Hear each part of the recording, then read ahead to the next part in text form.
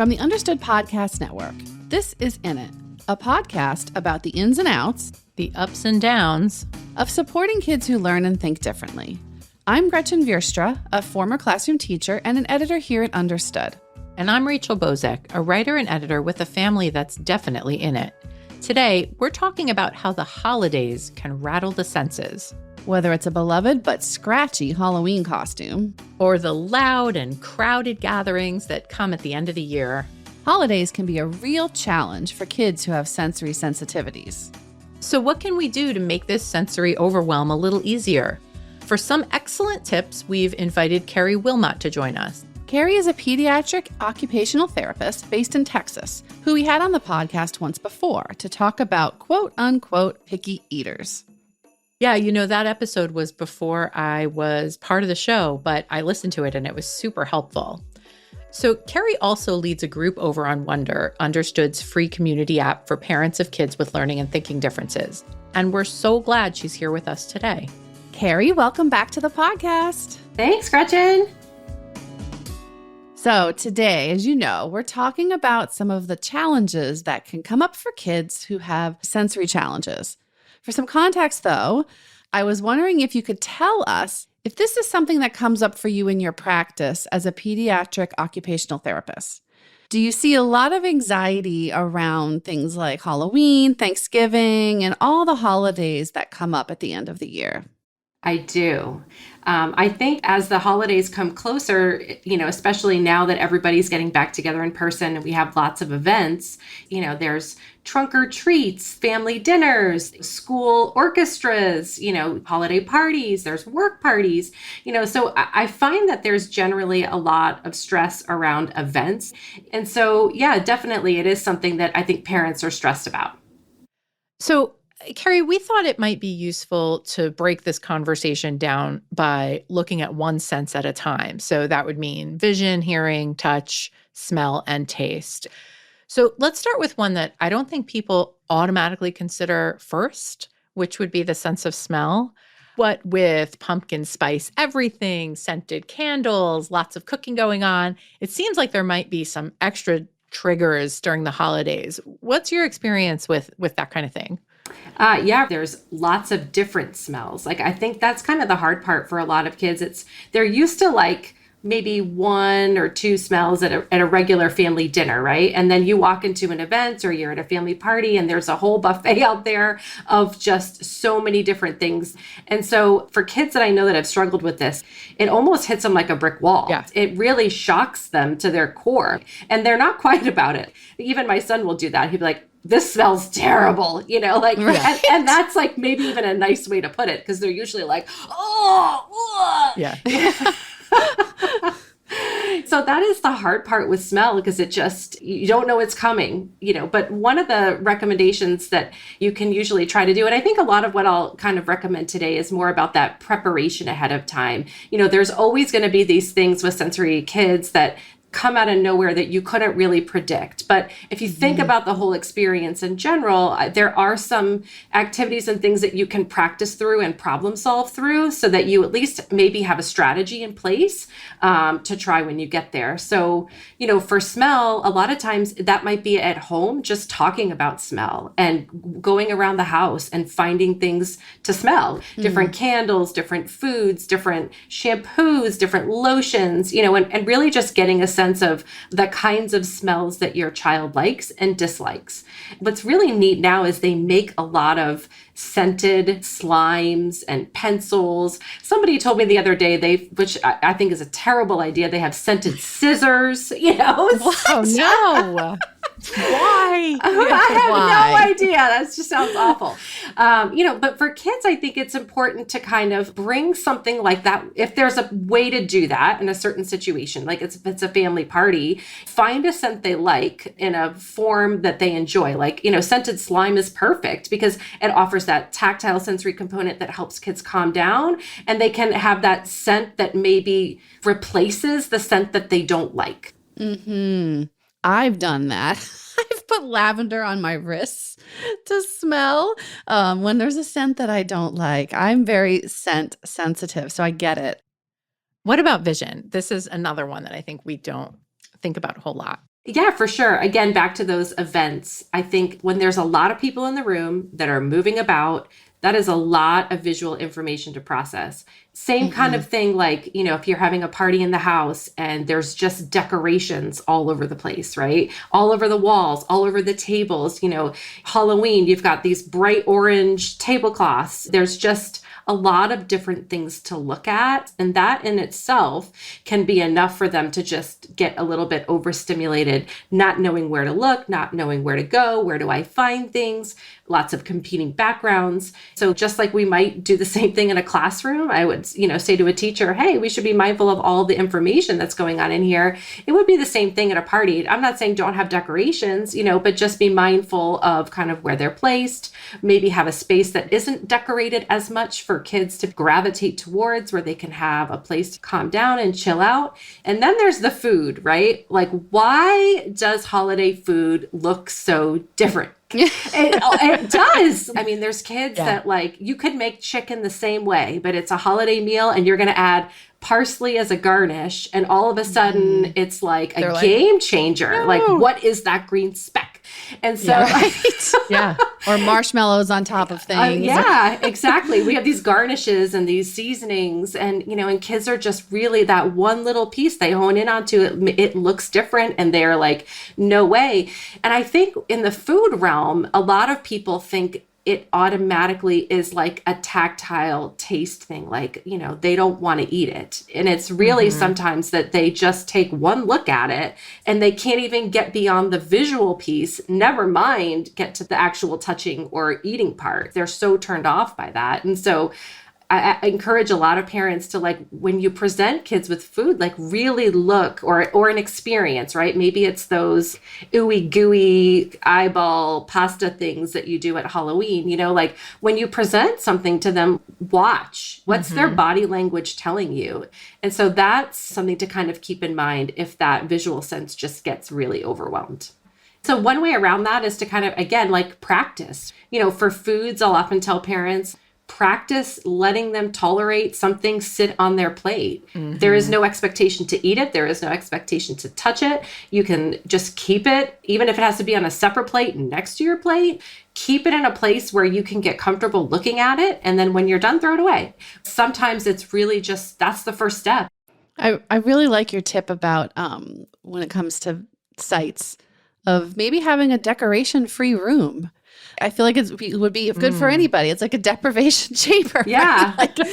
Yeah. You get to go in the room without all the little tchotchkes around and everything and just be like, Yeah, I think that should just be a party thing in general, right? Because a lot of the strategies that I have, kids that have sensory issues, they're seeking control, but then they get overwhelmed, and no matter where they go, having a safe space anywhere is really key so that you can redirect them to that room or that space or that place or that, just outside the auditorium or a quiet area where they can have a few minutes. Ideally, if it can be near where the major part of the party is, great. If it has to be another room a little further away, no problem. You want to prevent that feeling that you have to get in the car and go, right? Like that you can't go at all. Yeah. That's the struggle for a lot of families that they tell me is, it's a lot of work to get there, and then I'm going to get there, and then I'm going to have to leave in like 5 minutes. And so we'll just not go. right. But it's so important, I think, for kids to have those experiences. But again, it's the preparation and the planning ahead of, like, how can we make this as successful as possible? Knowing, maybe the end result is we're going to have to leave, but maybe we only have to leave in 30 minutes instead of like right away.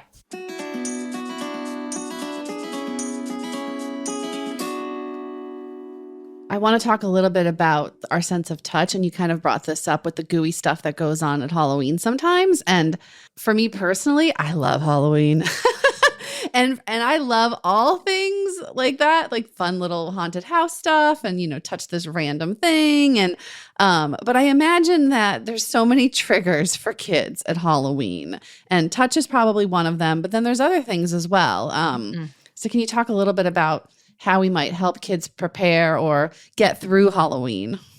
So in terms of dealing with those tactile issues, I have some really good strategies, right?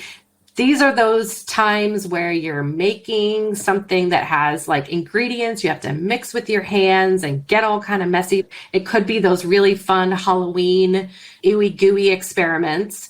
And that would be like gloves, like just find some like household cleaner gloves or just regular disposable ones. And I think it's okay for kids to know, like, hey, we can wear gloves and we can still have this experience. That's great. That's Carving a pumpkin, idea. I Yes. can't get in there with my hands. The guts. Yeah. Pumpkin guts are not your thing. No. So like, I use a big spoon, and now I think I'm going to get a pair of gloves. Lots of kids like to have a little bit of distance between what they're touching and how they're participating in the activity. So, maybe they don't want to get their hands in like the spaghetti for Halloween, but they might want to poke around in there with like a fork. Yeah. There's other ways for kids to explore it in utensils. Check out the utensil drawer. There's got to be something in there that you can use. That's great. For costumes, one of the situations that comes up a lot, it's like they want to be this, important figure in their life that they watch on television, right? And then all of a sudden you go to the store to find that particular costume that goes along with their hero, and then it's like, there's beads. A lot of kids, I find, like, they don't like things that make noise. They really don't like the t-shirts that have like the plasticky like appliques on the front, like a Superman plastic thing. Yeah, on it. like if it's depending on how it's made, right? Like if it's like not a really super soft t-shirt and it's this really like crunchy, stiff, like Scratchy. applique. My kids call it scratchy. That's what They don't like those, and so whoever like made the ability to have like die cut stickers is like a hero at Halloween, right? 20 years ago, we didn't have that option to just get a really super soft t-shirt and print, "This is my Halloween costume," and stick it on there, Right. So I think like now people are so creative with what a costume can be, and it can be a t-shirt that they're comfortable wearing with just a saying on it. So while we're on the costume topic, I saw a question come up in the group that you run on our Wonder app related to this. And here's what it said. What should I do if my child feels different than his friends because they're all wearing a mask trick-or-treating and he doesn't want to? Should I encourage him to try wearing a mask or figure out another way to handle it? What's your advice for someone in this situation? Because I think it happens to a lot of parents. I think it's a conversation you need to have with your child. When they're in a calm place, when they're not stressed out, these are the kinds of conversations, you really want to have. Gee, all your friends are going to be wearing this particular mask. Do you want to wear a mask? If they say no, then, I think it's important to kind of respect their wishes not to. And certainly that's a good time to kind of ask why. Like, well, what is it about the mask that you don't like? Do you think it's scary? Does it, but I think it's also important to ask questions that don't necessarily like put ideas into their head either, right? Like, oh, you don't like it because it's scratchy, you don't like it because it looks scary. It's hard because especially as parents, right? Like you kind of have this connection to your child to read their mind. Like you can anticipate whatever it is that is probably really the issue.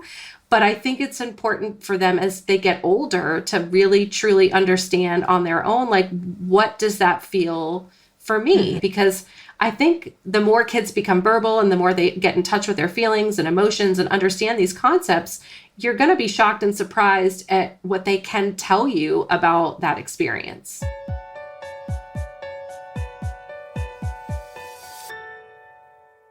Let's get to another area, which is taste. And I know we had you on the show before where we talked about so-called picky eating, but I imagine that if you have an eater in your house who's sensitive, it can be especially challenging around the holidays because there's so many meals that you don't have control over.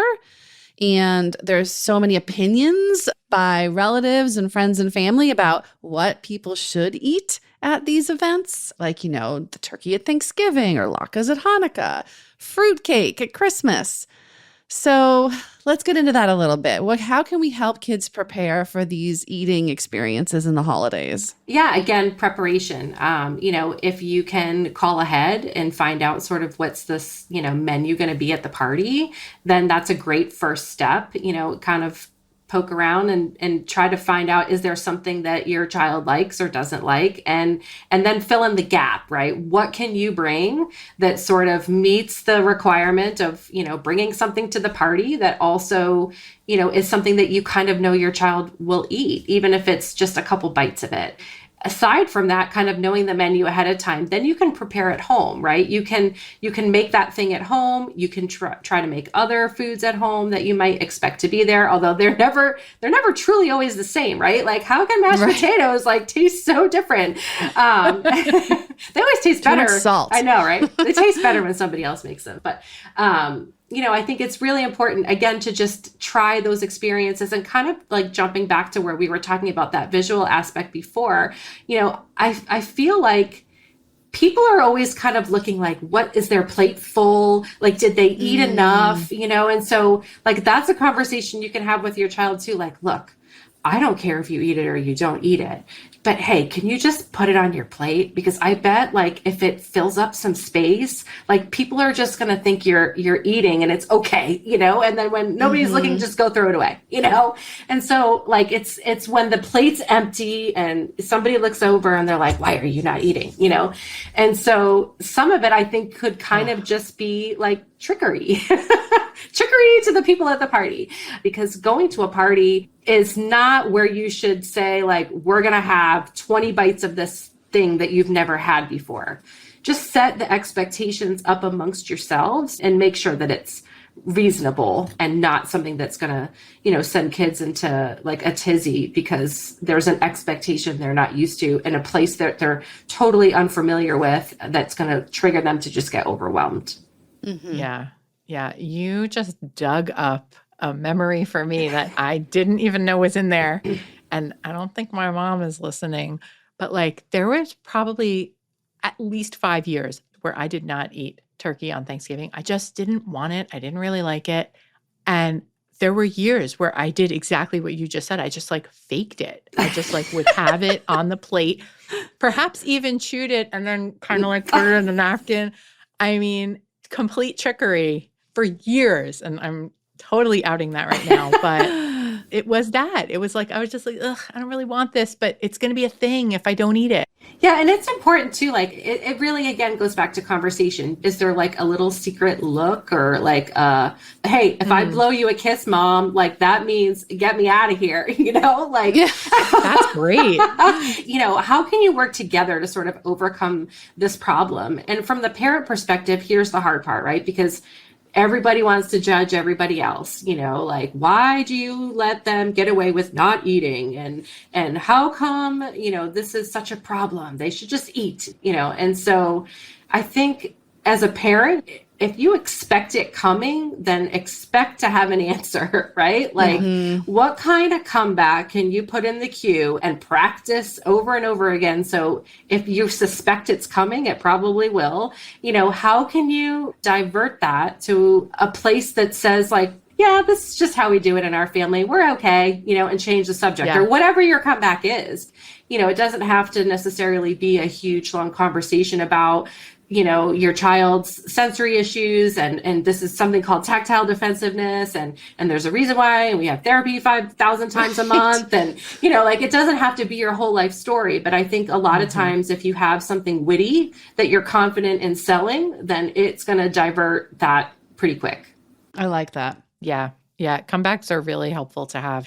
Okay. So last but not least, we're going to talk about hearing and sounds. We've got plenty of jokes out there about the oppressiveness of hearing holiday songs on repeat in every store you walk into during the holidays or starting in October. Mm-hmm. So for kids who have noise or sound sensitivities, are there other ways that the holidays can be hard? Oh, absolutely. Again, there's only a few times a year where my KitchenAid mixer makes it to the counter. So, appliances like blenders, mixers, those, especially blenders, that kind of falls in line with the hair dryer and the vacuum cleaner category. But the types of sounds that really trigger kids are those really loud, unexpected, either high frequency or low frequency sounds. High frequency would be like a siren, like an alarm, or low frequency is like your blender, that Like real loud, whirring. deep one. The other part about those sounds that sets kids off is like, generally sensory kids don't have great body and space awareness. So when those sounds come on and come out of nowhere, it's like they're being attacked, like they can't locate where that sound is coming from right away. And so a lot of times it sets off that like panic, fight, flight, fright response where they are just terrified. And so the important piece for that is, again, control, okay, hey, I'm going to turn this blender on. It's going to be on for 2 minutes. So do you want to go upstairs, like in the furthest point of the house and hang out there while I do this? Do you want to just watch from over there so you can see what's going on? Do you want to push the button? Like, do you want to turn this on? You can turn it off in 5 seconds and then go back upstairs. And a lot of times kids they feel so much better about it when they can control it. Yeah. Yep. Turn it on, then run away. Just make sure the top's on. Yeah. Yeah. So for sounds, it's control. Noise canceling headphones are super cool now. Like 20 years ago, nobody wore over the ear headphones.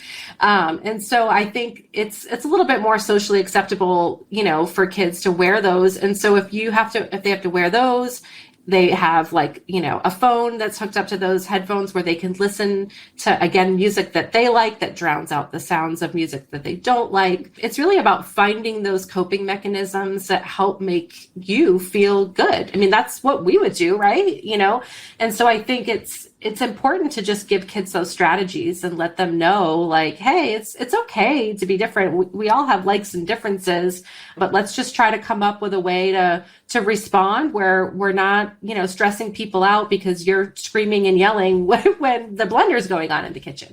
Totally. Wow. Keri, you're giving us so much great stuff to take away with us. I think I'm going to take away the not having decorations in one corner area. And also thinking next time as you're sprinkling the parsley on top, does that really need to be there? Maybe there could be a side bowl with the parsley and a spoon and folks can put it on themselves. Yes. I do that a lot with like side things where it's like kind of this add-on that you wouldn't have at a regular dinner, but in the recipe at Christmas time, there's extra garnish or whatever. I'll do like half of them with that. Sounds great. Well, Keri, thank you so much for being with us today and talking about this important topic as the holidays come. Thank you so much. Oh, thanks for inviting me to be here.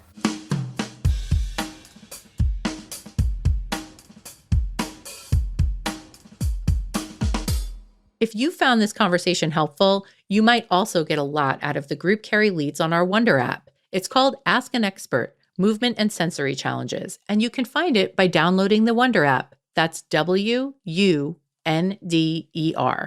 You can also find some great free resources about sensory processing challenges on our website, understood.org.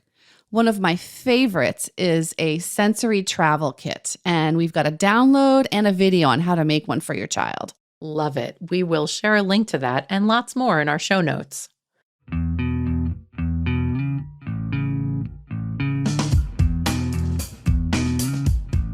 You've been listening to In It from the Understood Podcast Network. This show is for you, so we want to make sure you're getting what you need. Email us at init@understood.org to share your thoughts. We love hearing from you.